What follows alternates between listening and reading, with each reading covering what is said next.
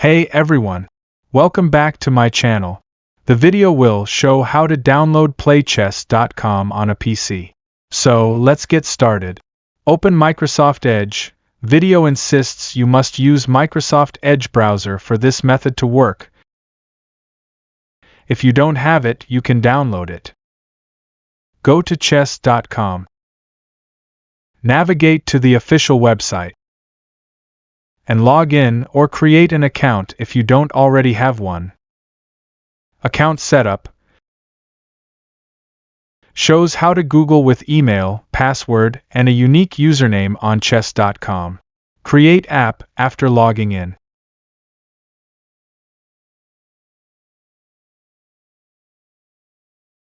Click the three dots in the browser, go to More tool.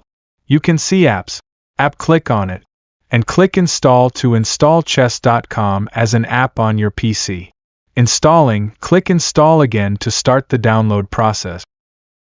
Wait for the chess.com app to install. Installed completion. Once installed, the app is ready for use. Desktop shortcut. If you don't see the app icon on your desktop, open the chess.com app, go to the three dots App Settings. Then create desktop shortcut so you can launch it from your home screen.